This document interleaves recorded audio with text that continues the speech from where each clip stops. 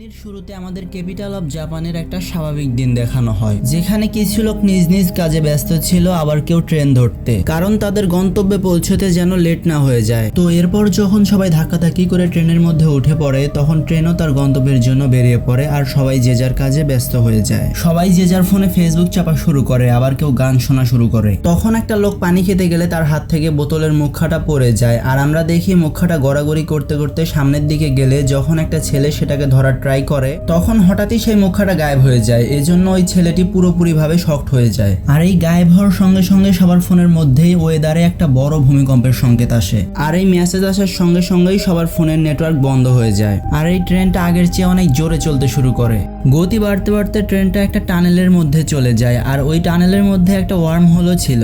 আর যখনই ট্রেনটা ওয়ার্ম হোলের মধ্যে ঢুকে যায়, তখনই সমস্ত যাত্রীরা একটা বিশাল মাপের ঝটকা খায়। সেখানে উপস্থিত সবাই বেহুশ হয়ে পড়ে যায়। তো এরপর যখন সবাই চোখ খোলে আর ট্রেন থেকে বেরিয়ে আসে, তখন বাইরের দৃশ্য দেখে সবাই আবারও একটা ঝটকা খায়। তারা দেখতে পায় তারা সবাই যেখানে ধুলোবালিহীন মডার্ন আর উন্নত শহরে বাস করছিল, যেখানে বড় বড় বিল্ডিং টেকনোলজিতে ঘেরা ছিল, সেখানে তারা এমন একটা জায়গায় পৌঁছে গেছে যেখানে না আছে কোনো বিল্ডিং, না আছে কোনো মডার্ন টেকনোলজি। এখানে তো আছে শুধু গাছগাছরা, বন জঙ্গল, তাছাড়া একটা মরুভূমির মতো জায়গা এটা। তখন সবাই ভয় পেতে থাকলে সিরহামা নামের একটা ছেলে সবাইকে শান্ত করতে থাকে, কারণ সিরহামা হলো একজন ফায়ার ফাইটার, আর এমন ভয়ঙ্কর পরিস্থিতিতে মানুষকে শান্ত করাই তার প্রতিদিনের কাজ। এখানে সিরহামাকে সাহায্য করে হাতানো নামে একটা মেয়ে, যে কিনা সিরহামাকে তখন থেকে পছন্দ করে যখন সিরহামা তার কলেজে ট্রেনিং দিতে গিয়েছিল। এর মানে আমরা বুঝতে পারি হাতানুও ফায়ার ফাইটারের একটা কোর্স করেছে। এখানে 2023-এ টোকিওতে পুরো রেলওয়ে স্টাফ অফিসার্স একটা ট্রেনকে দেখে চিন্তায় পড়ে যায়, কারণ ট্রেনটার দুইটা ডাব্বা ছিল না, কোথায় যেন গায়েব হয়ে গেছে। যেমন আমরা বুঝতে পারি এই ডাব্বাগুলো হচ্ছে সেই ডাব্বাগুলো যেগুলো নিয়ে তারা গায়েব হয়ে গিয়েছিল। তবে আমরা তো মাত্র একটা ডাব্বা দেখেছি, তাহলে আরেকটা ডাব্বা কোথায় গেল সেটা আমরা একটু পরেই জানতে পারবো। তো আমরা দেখি ডাব্বাগুলো খুঁজে না পাওয়ায় কিছু উদ্ধারকারী পাঠানো হয় টানেলের মধ্যে। আর এদিকে সিরহামা আর হাতানো মিলে আরো একটা ছেলেকে সঙ্গে নিয়ে ওরাও টানেলের মধ্যে যায়, যাতে করে তারা এখান থেকে বের হওয়ার কোনো একটা রাস্তা বের করতে পারে। আর ফাইনালি যখন তারা একটা আলো দেখতে পায়, তখন তারা অনেক বেশি খুশি হয়ে যায়। আর এদিকে সেই লোকগুলোও কিছু আলো দেখতে পারে, আর এটা দেখার পরে তারাও খুশি হয়ে যায়। তারা মনে করেছিল তারা সেই লোকগুলোকে পেয়ে গিয়েছে, তবে যখন তারা সামনে যায় তখন তারা দেখতে পারে এরা হচ্ছে গিয়ে তাদেরই টিমের কিছু অংশ লোক, আর এজন্য তারা আপসেট হয়ে সেখান থেকে ফিরে আসে। আর এদিকে সিরহামা, হাতানো আর ওই ছেলেটা যখন ওই আলোটা অনুসরণ করে বাইরে আসে, তখন তারা সূর্যের আলো দেখতে পারে। আর এই জন্য তারা ওই টানেল থেকে বাইরে এসে চেক করতে থাকে যে তারা কোথায় এসেছে। আর তারা যখন উঁচু একটা পাহাড়ের উপর ওঠে, তখন তারা পুরোপুরি শকড হয়ে যায়। তারা দেখতে পায় তারা এমন একটা জায়গায় চলে এসেছে যেখানে আশেপাশে কোনো মানুষজন তো নেই, বরং কোনো একটা প্রাণী পর্যন্তও নেই সেখানে। মানে অস্তিত্বহীন একটা জায়গা, পুরো জায়গাটা ফাঁকা আর সমস্ত জায়গায় শুধু বালু আর বালু। তারা বুঝতে পারে এটা হচ্ছে একটা মরুভূমি এরিয়া, যেখানে না আছে কোনো খাবার, না আছে কোনো বাসস্থান। এমন একটা জায়গায় তারা ফেসে গিয়েছে। আর এজন্য তারা দৌড়ে আবার ট্রেনের মধ্যে যায় আর সবাইকে সমস্ত ব্যাপারটা বলার চেষ্টা করে, কিন্তু সেখানকার কেউই এটা বিশ্বাস করতে চায় না। তারপর তারা ওই ভিডিওটা সবাইকে দেখালে সবাই চিন্তায় পড়ে যায়। এখন এখান থেকে এদেরকে কে বের করবে, কারণ এখানে তো তারা ছাড়া আর কোনো মানুষই ছিল না। এখন এমন করে চলতে চলতে পুরো 7টা ঘন্টা চলে যায়। সবার ক্ষুধা লাগতে শুরু করে। এখন যেহেতু এখানে খাবার মতো কিছু নেই, এজন্য তারা বুদ্ধি করে যাদের কাছে যেই খাবার ছিল ট্রেনের মধ্যে সেই খাবারগুলো সবাই মিলে বসে শেয়ার করে খায়। আর তখন আমরা দেখতে পারি রেনু নামে একটা মেয়ে লুকিয়ে লুকিয়ে সবার ব্যাগের মধ্যে চেক করছিল, যাতে করে কারো ব্যাগের মধ্যে সে খাবার পেয়ে যায় আর সেগুলো সে লুকিয়ে লুকিয়ে খেতে পারে, কারণ তার ক্ষুধা একটু বেশি। তবে সে নাওয়ে নামের একটা ছেলের ব্যাগের মধ্যে যখন লুকিয়ে চেক করে, তখন সে সেখানে একটা ব্লেড আর একটা জেল থেকে পাঠানো চিঠি পায়। রেনুর মাথায় তখন উল্টাপাল্টা চিন্তা আসতে থাকে। সেভাবে এসব আসলে ওই ক্রিমিনালই করছে, ও আমাদের এখানে এনে ফাঁসিয়ে দিয়েছে, কারণ যেন সে সরকারকে ব্ল্যাকমেল করতে পারে আর নিজেকে জেলবন্দি জীবন থেকে বাঁচাতে পারে। আর এই কথাটাও সবাইকে বলে দেয়। তখন কায়াশিমা নাওয়ে সবাইকে বলতে থাকে এই চিঠিটা আমার না, কেউ আমার কথাটাও তো একটু শুনুন। কিন্তু কোনো লাভ হয় না, কেউ তার কোনো কথা শোনে না। তখন কায়াশিমা নাওয়ে আর উপায় না পেয়ে বলে ঠিক আছে, আমি এখান থেকে চলে যাচ্ছি, আপনারা সবাই আরাম করে থাকেন এখানে, আর কোনো সমস্যা হবে না। এটা বলেই সে চলে যায় আর তাকে বাইরেই থাকতে হয়। তো এর একটু পরে একটা মহিলা আসে সবার সামনে, যে কিনা তার ব্যাগের মধ্যে অনেকগুলো ফল নিয়ে এসেছিল। এই জন্য সে সবাইকে সেই ফলগুলো খেতে দেয়। আর যখন তারা এগুলো খাচ্ছিল, তখন একটা ছেলে পকেট থেকে মোবাইল বের করে ভিডিও করা শুরু করে। এরপর যখন সে ভিডিওটা চেক করে এটা দেখার জন্য যে ভিডিওটা কেমন হয়েছে, তখন সে অন্য একটা ভিডিওর মধ্যে রেনু নামে মেয়েটাকে দেখে সে সবার ব্যাগের মধ্যে চেক করে সবার ব্যাগ থেকে চুরি করছিল। এজন্য তারা বুঝতে পারে কায়াশিমা নামে ছেলেটার বিরুদ্ধে সে যে কমপ্লেন করেছে সেটা সম্পূর্ণ মিথ্যা ছিল। এজন্য শিরহামা আর হাতানো মিলে দ্রুত বেরিয়ে পড়ে কায়াশিমাকে খুঁজে বের করার জন্য। আর তখন এদিকে যখন কায়াশিমা একটা খাদের মধ্যে প্রায় পড়েই যাচ্ছিল, তখন একেবারে শেষ মুহূর্তে শিরহামা এসে তাকে বাঁচিয়ে নেয় আর কোনো রকমে তাকে টেনে উপরে তোলে। আর তখন কাওয়াশিমা নাওয়ে তাকে বলে, আসলে আমি হচ্ছে একজন হেয়ার ড্রেসার, এজন্যই আমার ব্যাগের মধ্যে এতগুলো কেচি ছিল। তবে তার ব্যাগের মধ্যে সেই জেলের চিঠিটা কেন পাওয়া গিয়েছে সেই ব্যাপারটা সম্পর্কে সে এখনো কিছু কাউকে বলে না, সে সেটা গোপন করে রাখে। তবে যাই হোক, এমন করেই সেই দিনটা কোনোভাবে পার হয়ে যায়। আর রাতের বেলা আমরা দেখতে পারি কিছু মানুষ নিশ্চিন্তে ঘুমিয়ে তো পড়ে, তবে কিছু মানুষ এমনও ছিল যারা ঘুমাতে পারছিল না, তারা খুবই টেনশনের মধ্যে ছিল। আর পরদিন সকাল হতে না হতেই প্রত্যেকটা মানুষই বাঁচার আশা ছেড়ে দিয়েছিল। তারা বুঝতে পেরেছিল যে তারা এখান থেকে আর কখনোই বেরোতে পারবে না, কারণ তাদেরকে সেভ করতে কেউ আসতেও পারবে না। তারা কোথায় আছে তারা নিজেরাই জানে না। তবে আমরা দেখতে পারি শিরহামা তাদের সবাইকে সাহস দিয়ে বলে, আমি যে কোনো মূল্যে তোমাদেরকে সেভ করে দিব। আর এই কথাটা শোনার পরে কায়াশিমা খুশি হওয়ার বদলে একটু বেশি রাগ করে। আর এজন্য সে শিরহামাকে জিজ্ঞেস করে যে তুমি সবার সাহায্য কেন করবে, তোমার সবার সাহায্য করতে কে বলেছে। আর তখনই আমাদের একটা ফ্ল্যাশব্যাক দেখানো হয়। আমরা দেখি শিরহামার একটা ছোট্ট ভুলের জন্য তার বন্ধু দুইটা পা হারিয়েছিল। আর তখন শিরহামা প্রমিস করেছিল যে আর কখনোই কারো ক্ষতি হতে দিবে না, মরণের আগ পর্যন্ত সে যতটুকু পারবে মানুষের সাহায্য করবে। আর এই জন্যই সে তার ওয়াদা পালন করছে এখন। তবে যাই হোক, সিন আবারও বর্তমানে শিফট হয়। আর এখানে আমরা দেখতে পারি শিরহামা, হাতানো, কায়াশিমা, নাওয়ে তারা তিনজন মিলে বাইরে বেরিয়ে যায় কিছু খাবার পাওয়া যায় কিনা সেজন্য। তবে এখানে আমরা কায়াশিমার অতীত সম্পর্কে জানতে পারি। সিন ফ্ল্যাশব্যাকে গেলে আমরা জানতে পারি কায়াশিমা নাওয়ে খুবই গরিব একটা ফ্যামিলির সন্তান ছিল। তার আরো একটা ভাই ছিল, মানে তারা দুই ভাই ছিল। তার বাবা মার যেহেতু মৃত্যু হয়ে গেছে, এজন্য তার ভাইকে বড় করার দায়িত্ব এখন তার কাঁধেই এসে পড়েছিল। যদিও তার জীবনটা খুবই কষ্টের মধ্যে চলছিল, তবে যখন থেকে সে তার হেয়ার ড্রেসারের ব্যবসা শুরু করেছিল তখন থেকে তার জীবনের মোড়টা পুরোপুরি ঘুরে গিয়েছিল। সে টাকা ইনকাম করার একটা পথ পেয়ে গিয়েছিল। আর এই জন্য সে তার ব্যস্ততার কারণে ভাইয়ের উপর অতটা নজর না রাখলে তার ভাই ধীরে ধীরে একজন ক্রিমিনাল হয়ে যায়। আর সেদিন সে তার ভাইয়ের জন্যই এই ট্রেনে উঠেছিল, কারণ তার কাছে জেল থেকে একটা নোটিশ পাঠানো হয়েছিল। আর এই জন্যই সে জেলখানার উদ্দেশ্যে এই ট্রেনে উঠেছিল, যাতে করে সে তার ভাইকে বাঁচিয়ে নিতে পারে। কিন্তু দুর্ভাগ্যক্রমে ট্রেনটা টানেল দিয়ে এখানে চলে এসেছে, আর এই জন্য সে এখানে ফেসে গিয়েছে। সিন প্রেজেন্টে আসলে আমরা দেখি কিছু মানুষজন বাইরে বেরিয়ে যায় সমস্ত জায়গাটা ঘুরে ঘুরে দেখানোর জন্য। আর এখানে যখন তারা ঘুরে ঘুরে সব জায়গাটা দেখছিল, তখন এখানে তারা বিশাল বড় একটা টাওয়ারও দেখতে পারে। আর এখানে এমন একটা গাছও তারা পেয়ে গিয়েছিল যেটা খাওয়ার উপযোগ্য, আর এটাতে অনেক এনার্জিও ছিল। আর তারা সমস্ত জায়গাটা ঘুরে এটা বুঝতে পারে যে এই টাওয়ারটা 2026 সালের মধ্যে কমপ্লিট হওয়ার কথা ছিল। আর যে গাছটা তারা পেয়েছিল সেটা 2023 সালের শেষের দিকে চাষ করার উদ্যোগ নিয়েছিল জাপান সরকার। আর এই দুইটা জিনিস দেখার পর তারা ক্লিয়ারলি বুঝতে পারে যে তারা যে কোনো ভাবেই হোক ফিউচারে চলে এসেছে। এখন 2023-এ গেলে আমরা দেখতে পাই জাপান সরকার মিডিয়ায় রিপোর্ট করে জানিয়ে দেয় যে এই ট্রেনের দুইটা বগি গায়েব হয়ে গেছে। এখন সেই বগিগুলো কোথায় আছে সেটা আমরা জানি না, তবে এটা জানা গেছে যে এই বগি দুইটার মধ্যে মিনিমাম 90 থেকে 100 জনের মতো মানুষ ছিল।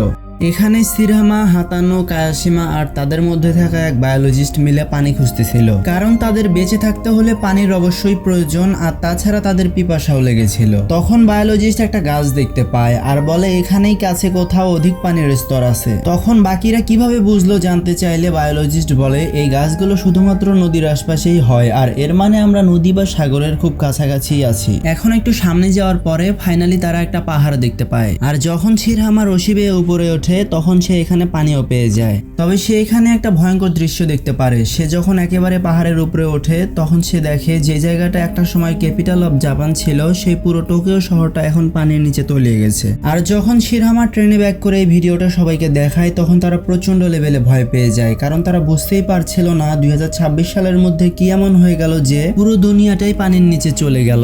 আর এদিকে তানাকা নামে একজন লোক বাইরে গেলে তার উপর কিছু লোক আক্রমণ করে দেয়। যদিও সে কোনো রকমের জীবনটা নিয়ে পালিয়ে এখানে এসে সবাইকে সবটা বলে, কিন্তু কেউই তার কোনো কথা বিশ্বাস করে না, কারণ কেউই এখনো পর্যন্ত এখানে কোনো মানুষ দেখতে পায়নি। তখনই এখানে অনেক জোরে বৃষ্টি পড়া শুরু হয়ে যায় আর সবাই অনেক খুশি হয়ে যায়, সবাই অনেক আনন্দ করতে থাকে, কারণ তারা এতদিন পর পানির দেখা পেয়েছে। তাই তারা ওই পানিগুলো খায় এবং কিছু পানি স্টোর করে রাখে যেন পরবর্তীতে খেতে পারে। আর সকালবেলা বায়োলজিস্ট কিছু লোকজন নিয়ে বেরিয়ে পড়ে খাবার খোঁজার জন্য। আর তারা এখানে এক ধরনের গাছ পায় যে গাছের পাতাগুলো তারা খেতে পারে, যেগুলো বিষাক্ত না। আর যখনই সবাই এখানে জানতে পারে যে এখানে ফ্রুটস পাওয়া যাচ্ছে, তখন তারা সবাই চারপাশে ছড়িয়ে ছিটিয়ে পড়ে যাতে করে তারা অনেক ফুড কালেক্ট করে এনে সবাই মিলে একসাথে খেতে পারে। তবে এখানে ভুল করে হাতানো একটা বিষাক্ত ফুড খেয়ে ফেলে আর এই জন্য সে সাথে সাথেই বেহুশ হয়ে পড়ে যায়। তখন শিরহামা ঘাবড়িয়ে যায় আর আমরা বুঝতে পারি শিরহামাও হাতানোকে অনেক ভালোবাসতো আর এই জন্য সে অনেক কষ্ট করে হাতানোকে ভোগী পর্যন্ত নিয়ে আসে আর এনে তার যত্ন করা শুরু করে দেয়। এখানে সবাই তার অনেক টেক কেয়ার করে এবং কিছুদিন পর ফাইনালি সে সুস্থ হয়ে যায়। আর এরপর আমরা দেখতে পারি এখানে সবাই মিলেমিশে কাজ করা শুরু করে যাতে একে অন্যকে সাহায্য করতে পারে আর তারা এই কঠিন পরিস্থিতির মোকাবেলা করতে পারে। তবে তারা সারাদিন অনেক কষ্ট করলেও রাতের বেলাটা তাদের ভালোই যায়। তারা সবাই একসাথে বসে গল্পগুজব করে রাত পার করত।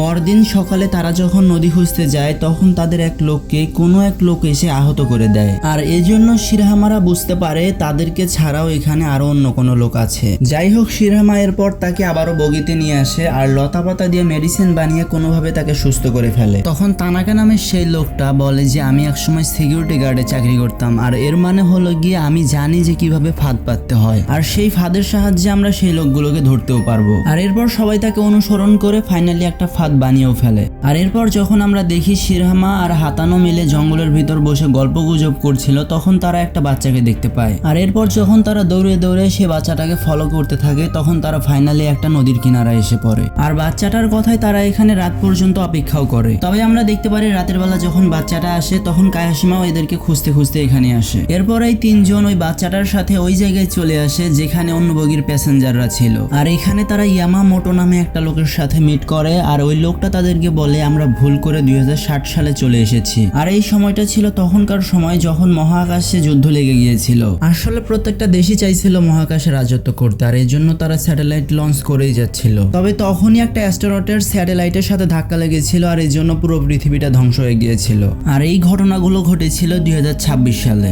ইয়ামামোটো এখানে একটা রেডিও ঠিক করেছিল যেটা একদম নষ্ট ছিল। আর এই সমস্ত ব্যাপারগুলো যখন শিরহামা তার টিমকে এসে বলে তখন তারা সবাই ভাবতে থাকে আল্লাহ হয়তো তাদেরকে দ্বিতীয়বারের মতো একটা সুযোগ দিয়েছে পৃথিবীকে বাঁচানোর জন্য। কিন্তু এখন এখান থেকে আবার অতীতে 2024 সালে কিভাবে যাব সেটা কেউই জানে না। পরদিন সকালে আমরা দেখি তারা সবাই নদী থেকে পানি নিয়ে গোসল করে, বাথরুম বানায়, আবার তাদের নিজেদের যত কিছু প্রয়োজন আছে সেগুলো বানানোর ট্রাই করে, আবার নদী থেকে মাছ ধরে সেগুলো খায়। আর আমরা দেখি তানাকা একটু দূরে গিয়ে লাঠি দিয়ে একটা পুতুল বানিয়ে তার সাথে কথা বলতে থাকে। তবে তখনই তার নজর পড়ে বায়োলজিস্টের দিকে যে কিনা একটা সবুজ রঙের পাথর পেয়েছিল আর এই খবরটা দ্রুত গিয়ে সে ইয়ামামোটোকে দিয়ে দেয়। এরপর ইয়ামামোটো তাকে কিছু খাবার দিলে সে বলে তাদের গ্রুপ কখন কি করছে সব খবর সে তাকে এসে দিয়ে যাবে। এদিকে হাতানো আর রেনু এর মাঝে ক্যাচাল হলে হাতানো মিটমাট করতে চাইলে রেনু হাতানোকে ধাক্কা দিয়ে ফেলে দেয়। তখন হাতানো পড়ে গেলে সেখানে একটা লাশ দেখতে পায় আর এজন্য তারা দুজনে অনেক ভয় পেয়ে যায়। তারা যখন সেখান থেকে পালাতে যায় 3 দিক থেকে 3টা ছেলে এসে তাদেরকে ধরে ফেলে।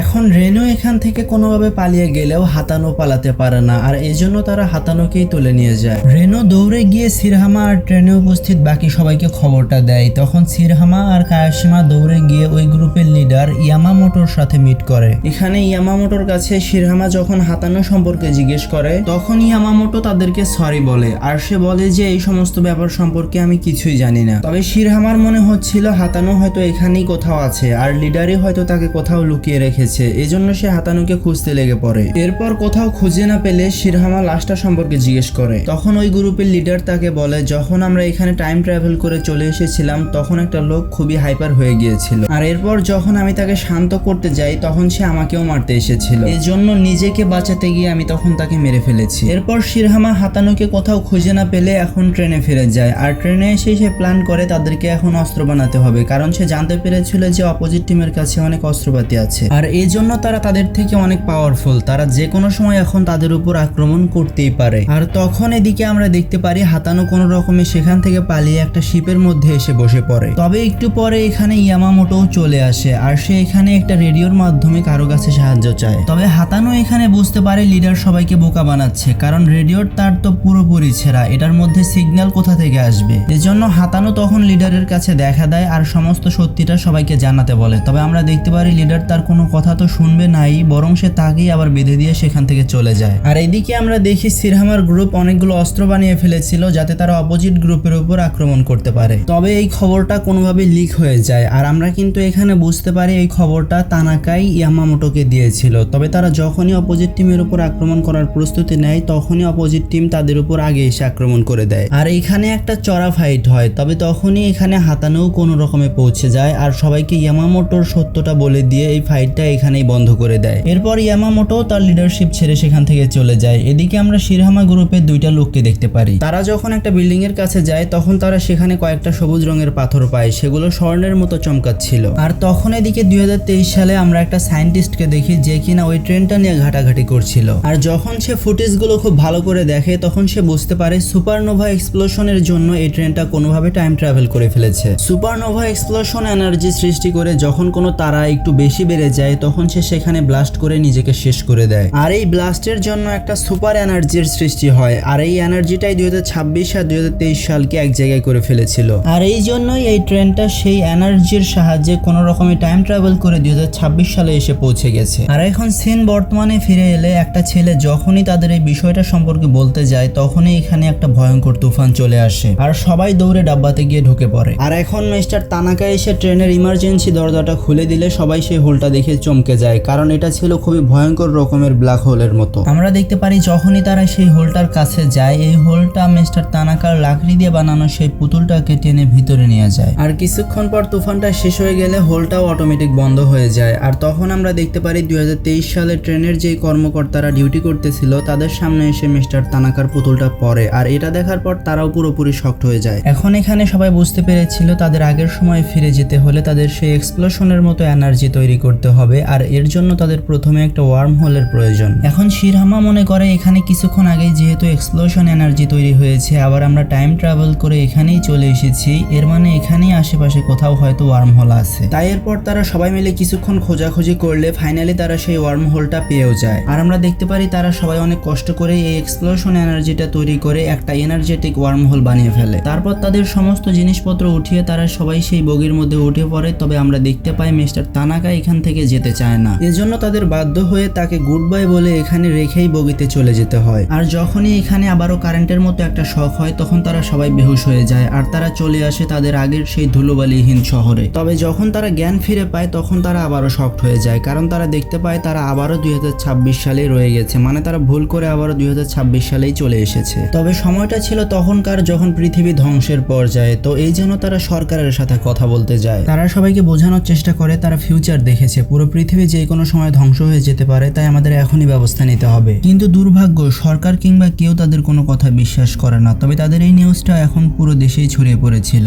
সারা দেশ অবাক হয়ে গেছিল 2023 সালে গায়েব হওয়া ডাব্বা কিভাবে আচমকাই 2026-এ পাওয়া গেল। এরপর সবার চেহারা কনফার্ম করার জন্য তাদের সবার মেডিকেল চেক আপ করানো হয়। আর এখন রেজাল্ট আসলে সবাই অবাক হয়ে গিয়েছিল, কারণ এরা তারাই ছিল যারা কিনা 2023-এ গায়েব হয়ে গেছিল। এরপর ওই সায়েন্টিস্টকে দেখি যে ট্রেনটা গায়েব হওয়ার পর এই বিষয় নিয়ে ঘাটাঘাটি করেছিল। সে চলে আসে ওই প্যাসেঞ্জারদের সাথে দেখা করার জন্য। আর এদিকে ওই প্যাসেঞ্জারদের মধ্যে থাকা একটা মেয়েকে দেখি সে ওই একই বিষয় নিয়ে আলাপ করতে এসেছিল ডিফেন্স মিনিস্টারের কাছে। আর এখানে সে কথা বলে জানতে পারে যে আসলে সরকার এই সমস্ত ব্যাপারটা সম্বন্ধে অলরেডি জানে, আর এটাকে কিভাবে থামানো যায় এই ব্যাপারটার জন্য তারা প্রস্তুতিও নিচ্ছে। আর এমন করে দেখতে দেখতে ফাইনালি সেই দিনটাও চলে আসে যেই দিন সেই ব্লাস্টটা হবে আর এই পুরো পৃথিবীটা ধ্বংস হয়ে যাবে। আর এই ব্যাপারগুলোর জন্য তারা সবাই খুবই আপসেট হয়েছিল, কারণ তারা জানতো না যে আজকের পর থেকে তারা এই পৃথিবীতে আর বেঁচে থাকতে পারবে কিনা, তাদের মধ্যে কে বাঁচবে আর কে মরবে সেটাও কেউ জানে না। তবে সন্ধ্যার সময় তারা একটা গুড নিউজ পায়, এর জন্য তারা সবাই খুবই হ্যাপি হয়ে যায়, কারণ তারা জানতে পারে যে সরকার আর সায়েন্টিস্টরা মিলে যে মিশনটা করেছিল সেই মিশনটা পুরোপুরি সাকসেসফুল হয়েছে। আর এই জন্য তারা পৃথিবীকেও বাঁচাতে পেরেছে। এর মানে যেই তারাটা পৃথিবীর দিকে আসছিল সেটাকে আকাশের মধ্যেই ধ্বংস করে দেওয়া হয়েছে, এই জন্য এখন আর পৃথিবীর কোনো ঝুঁকি নেই, পৃথিবী আর ধ্বংস হবে না।